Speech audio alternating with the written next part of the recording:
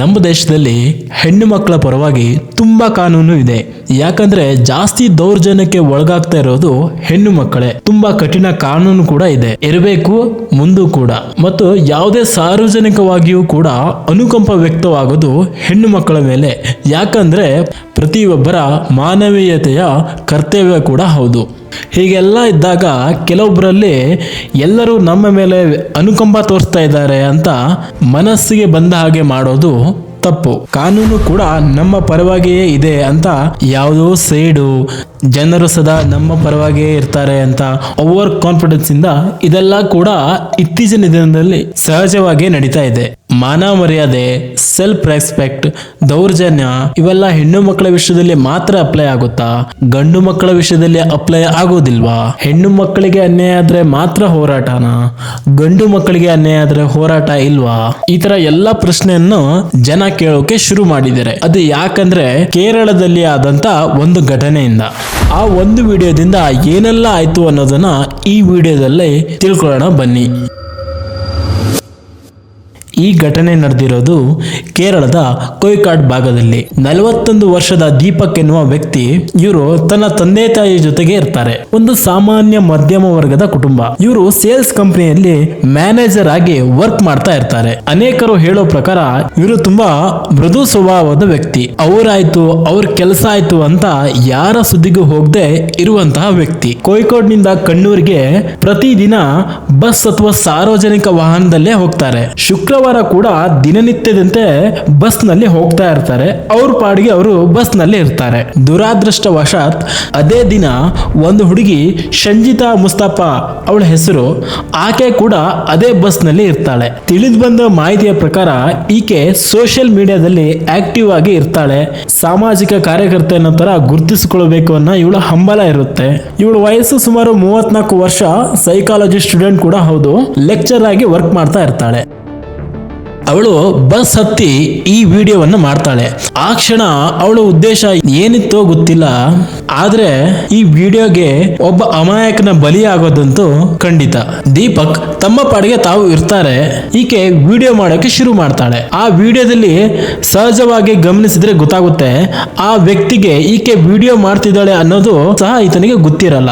Just ಅವಳು video ಮಾಡ್ತಾಳೆ ಹೊರತು ಅಲ್ಲಿ ಯಾರಿಗೂ ಸಹ ಒಂದು ಮಾತನ್ನು ಹೇಳದೆ ಅಲ್ಲಿ ಬಸ್ನ ಕಂಡಕ್ಟರ್, ಡ್ರೈವರ್ ಅಥವಾ ಆ ಬಸ್ ನಲ್ಲಿ ಇದ್ದವರಿಗೆ ಯಾರಿಗೂ ಕೂಡ ಏನು ಒಂದ್ ಮಾತು ಹೇಳದೇನೆ ವಿಡಿಯೋ ಮಾಡ್ಕೊಂಡು ತನ್ನ ಪಾಡಿಗೆ ತಾನು ಹೋಗ್ಬಿಡ್ತಾಳೆ. ಅನಂತರ ಈಕೆ ಮನೆಗೆ ಬಂದು ಆ ವಿಡಿಯೋನ ಇನ್ಸ್ಟಾಗ್ರಾಮ್ ನಲ್ಲಿ ಅಪ್ಲೋಡ್ ಮಾಡಿಬಿಡ್ತಾಳೆ.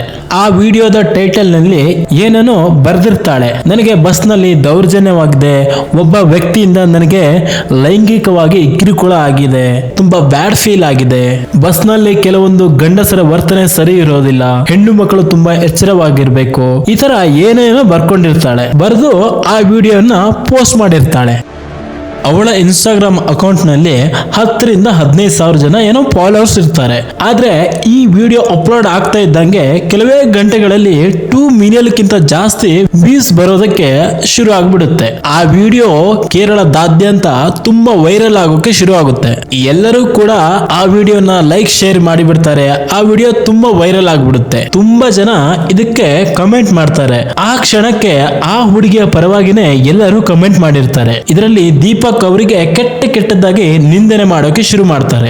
ಆ ವ್ಯಕ್ತಿ ಮೇಲೆ ಕ್ರಮ ತಗೊಳ್ಬೇಕು, ಇಂಥವರಿಂದ ಸಮಾಜದಲ್ಲಿ ಹೆಣ್ಣು ಮಕ್ಕಳಿಗೆ ಸಾರ್ವಜನಿಕ ಪ್ಲೇಸ್ ನಲ್ಲಿ ಸೇಫ್ ಫೀಲ್ ಅಂತ ಅನ್ಸಲ್ಲ, ಇವರಿಗೆ ಶಿಕ್ಷೆ ಆಗ್ಲೇಬೇಕು, ಇದೇ ತರ ಏನೇನೋ ದೀಪಕ್ ವಿರುದ್ಧವಾಗಿ ನಿಂದನೆ ಮಾಡಿರ್ತಾರೆ ಅಂಡ್ ಕಮೆಂಟ್ ಕೂಡ ಮಾಡಿರ್ತಾರೆ. ಅದರಲ್ಲಿ ಒಬ್ಬೊಬ್ರು ಸೂಕ್ಷ್ಮವಾಗಿ ವಿಡಿಯೋವನ್ನ ಗಮನಿಸಿದವರು ದೀಪಕ್ ಪರವಾಗಿನೇ ಮಾತಾಡಿರ್ತಾರೆ. ಇದರಲ್ಲಿ ದೀಪಕ್ ನದ್ದು ಏನೂ ತಪ್ಪಿಲ್ಲ, ಆ ಹೆಣ್ಣು ಮಗಳದ್ದೇ ಏನೋ ತಪ್ಪಿದೆ ಅಂತ. ಅದಾದ ನಂತರ ಆ ವಿಡಿಯೋ ದೀಪಕ್ನ ರಿಲೇಟಿವ್, ಫ್ರೆಂಡ್ಸ್, ಅವನ ಮನೆಯವರು, ಅದಾದ ನಂತರ ದೀಪಕ್ಗೆ ಕೂಡ ಈ ವಿಡಿಯೋ ಬಂದು ತಲುಪುತ್ತೆ. ಆ ವಿಡಿಯೋ ನೋಡಿದ ತಕ್ಷಣ ದೀಪಕ್ ತುಂಬಾ ಗಾಬರಿ ಆಗ್ತಾನೆ. ಆಕಾಶನೇ ತಲೆ ಮೇಲೆ ಬಿದ್ದವರ ತರ ಫೀಲ್ ಆಗ್ತಾನೆ. ಅದರಲ್ಲೂ ಆ ವಿಡಿಯೋಗೆ ಬಂದ ಕಮೆಂಟ್ ನೋಡಿ ದೀಪಕ್ ಅರ್ಧ ಅಲ್ಲೇ ಸತ್ತೋಗಿರ್ತಾನೆ. ಯಾಕಂದ್ರೆ ಈ ದೀಪಕ್ಕೆ ಸೋಷಿಯಲ್ ಮೀಡಿಯಾದ ಅಷ್ಟೊಂದು ಟಚ್ ಇರಲ್ಲ, ಯಾವತ್ತೂ ಕೂಡ ಈ ತರ ನಿಂದನೆಗೆ ಒಳಗಾದವರು ಅಲ್ಲ. ಇದನ್ನೆಲ್ಲ ನೋಡಿ ಅವ್ರಿಗೆ ಸಹಿಸ್ಕೊಳ್ಳೋಕೆ ಆಗೋದಿಲ್ಲ, ಅವರು ಸಂಪೂರ್ಣವಾಗಿ ಕುಗ್ಗಿ ಹೋಗ್ತಾರೆ. ಅವರಿಗೆ ಕಾಲ್ ಮೇಲ್ ಕಾಲ್ ಬರುತ್ತೆ. ಎಲ್ಲರೂ ಕೂಡ ದೀಪಕ್ಗೆ ವಿಡಿಯೋ ಶೇರ್ ಮಾಡ್ತಿರ್ತಾರೆ. ಎಲ್ಲರೂ ಇದು ಏನಾಯ್ತು ಯಾಕಾಯ್ತು ಅಂತ ಪ್ರಶ್ನೆ ಮಾಡ್ತಾ ಇರ್ತಾರೆ ದೀಪಕ್ಗೆ. ಇದೆಲ್ಲ ಆಗಿರೋದು ಶುಕ್ರವಾರ ಅದೇಗೋ ತಡ್ಕೊಂಡಿರ್ತಾರೆ. ಮಾರನೇ ದಿನ ಅಂದ್ರೆ ಶನಿವಾರ ಅವರು ತನ್ನ ಫ್ರೆಂಡ್ಸ್ ಮತ್ತೆ ಕೊಲೀಗ್ಸ್ ಗಳ ಜೊತೆಗೆ ಕೆಲವೊಂದು ವಿಷಯಗಳನ್ನ ಹಂಚ್ಕೊಂಡಿರ್ತಾರೆ. ಅದೇನಂದ್ರೆ ಇದರಲ್ಲಿ ನನ್ನದೇನು ತಪ್ಪಿಲ್ಲ, ಆ ಹುಡುಗಿ ನನ್ನ ಮೇಲೆ ಯಾಕೆ ಈ ತರ ನೆಗೆಟಿವ್ ಆಗಿ ವಿಡಿಯೋದಲ್ಲಿ ಹೇಳಿದಾಳೆ ಅಂತ. ನಾನು ಇದುವರೆಗೂ ಯಾವುದೇ ಹುಡುಗಿಯನ್ನ ಈ ತರ ಕೆಟ್ಟ ದೃಷ್ಟಿಯಿಂದ ನಾನು ನೋಡೇ ಇಲ್ಲ, ನನಗೆ ಆ ತರ ಭಾವನೆ ಕೂಡ ಇಲ್ಲ ಅಂತ ದೀಪಕ್ ಅವರ ಫ್ರೆಂಡ್ಸ್ ಅಂಡ್ ಅವ್ರ ಕೊಲೀಗ್ಸ್ ಜೊತೆ ಹೇಳ್ಕೊಂಡಿರ್ತಾರೆ. ಇದಕ್ಕೆ ಅವರ ಫ್ರೆಂಡ್ಸ್ ಅಂಡ್ ಕೊಲೀಗ್ಸ್ ಕೂಡ ಇವರಿಗೆ ಸಮಾಧಾನ ಮಾಡಿರ್ತಾರೆ. ಇದಕ್ಕೆ ಸಂಬಂಧವಾಗಿ ನಾವು ಕಾನೂನಾತ್ಮಕವಾಗಿ ಫೈಟ್ ಮಾಡೋಣ ಅಂತ ಅವರ ಫ್ರೆಂಡ್ಸ್ ಕೂಡ ಇವನಿಗೆ ಭರವಸೆ ಕೊಟ್ಟಿರ್ತಾರೆ. ಅದಾದ ನಂತರ ಶನಿವಾರ ರಾತ್ರಿ ಅಷ್ಟೊತ್ತಿಗೆ ಇನ್ನೂ ಕೂಡ ಕೆಟ್ಟದಾಗಿ ಕಮೆಂಟ್ ಬರ್ತಾನೆ ಇರುತ್ತೆ. ಇದನ್ನೆಲ್ಲವನ್ನು ನೋಡಿ ಭಾನುವಾರ ರಾತ್ರಿ ದೀಪಕ್ ಆತ್ಮಹತ್ಯೆ ಮಾಡಿಕೊಂಡು ಬಿಡ್ತಾರೆ. ಭಾನುವಾರ ಮಾರ್ನಿಂಗ್ ಅವರ ತಂದೆ ತಾಯಿ ಡೋರ್ ಓಪನ್ ಮಾಡಕ್ಕೆ ಹೋಗ್ತಾರೆ, ಬಟ್ ಡೋರ್ ಓಪನ್ ಆಗೋದಿಲ್ಲ. ಅವರು ಬಲವಂತವಾಗಿ ಡೋರ್ ಅನ್ನು ಒಡ್ಕೊಂಡು ಒಳಗಡೆ ಹೋಗಿ ನೋಡ್ತಾರೆ. ಒಳಗೆ ಹೋಗಿ ನೋಡಿದಾಗ ದೀಪಕ್ ಮೃತದೇಹ ನೋಡಿ ಅವರ ತಂದೆ ತಾಯಿ ಶಾಕ್ ಆಗಿ ನಿಂತ್ಕೋತಾರೆ. ಅದಾದ ನಂತರ ಈ ಘಟನೆ ಕೂಡ ಕೇರಳದಾದ್ಯಂತ ತುಂಬಾ ಹರಡಿಕೊಳ್ಳು ಬಿಡುತ್ತೆ. ಈ ನ್ಯೂಸ್ ಕೂಡ ಎಲ್ಲ ಕಡೆ ವೈರಲ್ ಆಗುತ್ತೆ. ಶಿಂಜಿತಾ ಮುಸ್ತಫಾ ಪರವಾಗಿ ಅವಾಗ ಯಾರ್ಯಾರು ಕಮೆಂಟ್ ಮಾಡಿದ್ರು, ಯಾರ್ಯಾರು ಮಾತಾಡಿದ್ರು ಅವರೆಲ್ಲ ಈಗ ಉಲ್ಟಾ ಹೊಡೆದು ಬಿಡ್ತಾರೆ. ಈಗ ಎಲ್ಲರೂ ಶಿಂಜಿತಾ ಮುಸ್ತಫಾ ವಿರುದ್ಧ ನಿಂತ್ಕೊಬಿಡ್ತಾರೆ.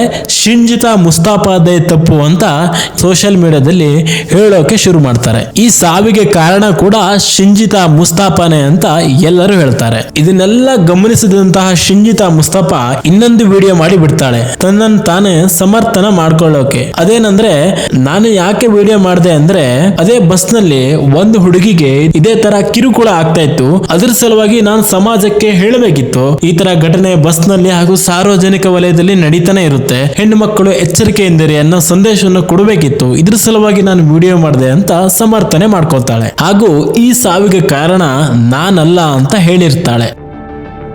ಇದೆಲ್ಲ ಆದ್ಮೇಲೆ ದೀಪಕ್ ಅವರ ತಂದೆ ತಾಯಿ ಕೂಡ ಪೊಲೀಸ್ ಕಂಪ್ಲೇಂಟ್ ಕೊಡ್ತಾರೆ.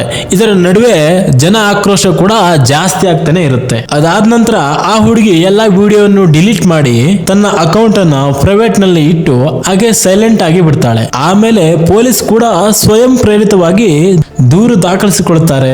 ಮಾನವ ಹಕ್ಕುಗಳ ಆಯೋಗ ಕೂಡ ಇದರಲ್ಲಿ ಭಾಗವಹಿಸುತ್ತೆ. ಪೊಲೀಸ್ ತನಿಖೆ ಆರಂಭ ಮಾಡ್ತಾರೆ. ಮೊದಲನೇದಾಗಿ ಬಸ್ ಡ್ರೈವರ್ ಮತ್ತು ಕಂಡಕ್ಟರ್ ಅನ್ನ ಕೇಳ್ತಾರೆ ಏನಾಯ್ತು ಅಂತ. ಅವರು ಅದಕ್ಕೆ ಈ ತರ ಘಟನೆ ನಮ್ಮ ಬಸ್ ಅಲ್ಲಿ ಆಗಿರೋದೇ ನಮಗೆ ಗೊತ್ತಿಲ್ಲ, ಆ ತರ ಯಾವುದೇ ಸಂಶಯ ಕೂಡ ನಮ್ಗೆ ಬಂದಿಲ್ಲ ಅಂತ ಕ್ಲಿಯರ್ ಆಗಿ ಹೇಳ್ಬಿಡ್ತಾರೆ. ಆ ಕ್ಷಣದಲ್ಲಿ ಕೆಲವೊಬ್ರು ದೀಪಕ್ ಪರವಾಗಿ ಮಾತಾಡ್ತಾರೆ. ದೀಪಕ್ ಆ ತರ ವ್ಯಕ್ತಿ ಅಲ್ಲ, ಇದುವರೆಗೂ ಯಾವುದೇ ತರ ಈ ತರ ಕೆಟ್ಟ ವರ್ತನೆ ನಾವು ನೋಡಿಲ್ಲ ಅಂತ. ಶಿಂಜಿತಾ ಈ ವಿಷಯಕ್ಕೆ ಸಂಬಂಧಪಟ್ಟ ದೂರು ಕೊಟ್ಟಿರ್ತಾಳೆ ಅಂತ ಸಹ ಹೇಳಿರ್ತಾಳೆ. ಆ ಪೊಲೀಸ್ ಸ್ಟೇಷನ್ಗೆ ಹೋಗಿ ನೋಡಿದ್ರೆ ಆತರ ಯಾವುದೇ ದೂರು ಬಂದಿರಲ್ಲ, ಆತರ ಯಾವುದೇ ವ್ಯಕ್ತಿ ಕೂಡ ಬಂದಿರಲ್ಲ. ಬೇಕಿದ್ರೆ CCTVಯನ್ನ ಚೆಕ್ ಮಾಡ್ಕೊಂಡು ನೋಡಿ ಅಂತ ಅಲ್ಲಿನ ಪೊಲೀಸ್ ಸ್ಟೇಷನ್ ಅಧಿಕಾರಿಗಳು ಹೇಳಿರ್ತಾರೆ. ಇದೆಲ್ಲ ಆದ್ಮೇಲೆ ಪೊಲೀಸ್ ಇವಳ ಬಗ್ಗೆ ವಿಚಾರಣೆ ಮಾಡೋಕೆ ಶುರು ಮಾಡ್ತಾಳೆ. ಇವಳು ಈ ಹಿಂದೆ ಕೂಡ ಈ ತರ ರಂಪಾಟಗಳನ್ನೆಲ್ಲ ಮಾಡ್ಕೊಂಡಿದ್ದಾಳೆ ಅಂತ ಗೊತ್ತಾಗುತ್ತೆ. ಅದಾದ ನಂತರ ಬಸ್ ನಲ್ಲಿ ಇದ್ದ CC ಕ್ಯಾಮ್ರಾವನ್ನು ಚೆಕ್ ಮಾಡ್ತಾರೆ. ಅದರಲ್ಲಿ ಕೂಡ ಗೊತ್ತಾಗುತ್ತೆ ಈ ದೀಪಕ್ನದ್ದು ಯಾವುದೇ ತಪ್ಪಿಲ್ಲ ಅಂತ. ಆಮೇಲೆ ಎಲ್ಲ ಸಾಕ್ಷಿಗಳನ್ನೆಲ್ಲ ಕಲೆಕ್ಟ್ ಮಾಡಿ ಈಕೆಯನ್ನ ಅರೆಸ್ಟ್ ಮಾಡೋಕೆ ಪೊಲೀಸ್ ಅವರು ಡಿಸೈಡ್ ಮಾಡ್ತಾರೆ. ಅಷ್ಟೊತ್ತಿಗಾಗ್ಲೇ ಈಕೆ ಎಲ್ಲೋ ಮರೆಯಾಗಿರ್ತಾಳೆ. ಶಿಂಜಿತಾ ಸಂಬಂಧಿಕರ ಮನೆಯಲ್ಲಿ ಇರ್ತಾಳೆ ಅಂತ ಪೊಲೀಸರಿಗೆ ಗೊತ್ತಾಗುತ್ತೆ. ಆ ಕ್ಷಣನೇ ಪೊಲೀಸರು ಅಲ್ಲಿಗೆ ಹೋಗಿ ಅವಳನ್ನ ಅರೆಸ್ಟ್ ಮಾಡಿ ಅಲ್ಲಿಂದ ಕರ್ಕೊಂಡು ಬಂದು ಕೋರ್ಟ್ನ ಎದುರು ತಂದು ನಿಲ್ಲಿಸ್ತಾರೆ. ಕೋರ್ಟ್ ಈಕೆಗೆ 14 ದಿನಗಳ ಕಾಲ ನ್ಯಾಯಾಂಗ ಬಂಧನಕ್ಕೆ ಕಳಿಸ್ತಾರೆ, ಅಂದ್ರೆ ಜೈಲಿಗೆ ಕಳಿಸ್ತಾರೆ. ಈ ಘಟನೆಯಲ್ಲಿ ಈಗಲೇ ಇದರಲ್ಲಿ ಯಾರ್ದು ತಪ್ಪು ಯಾರ್ದು ಸರಿ ಅಂತ ಹೇಳೋಕ್ಕಾಗಲ್ಲ.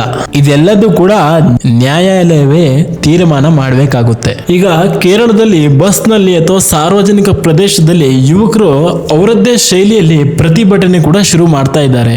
ಅದು ಹೇಗಂದ್ರೆ ಕಾಟನ್ ಬಾಕ್ಸ್ ಗಳನ್ನ ತಮ್ಮ ಸುತ್ತನೂ ಕವರ್ ಮಾಡಿಕೊಂಡು ಬರೋದು, ಅಂದ್ರೆ ಯಾವುದೇ ಹೆಣ್ಣು ಮಕ್ಕಳಿಗೆ ಟಚ್ ಆಗದೆ ಇರೋ ತರ ಅನೇಕ ರೀತಿಯಲ್ಲಿ ಏನನ್ನ ಮಾಡ್ತಾ ಇದ್ದಾರೆ.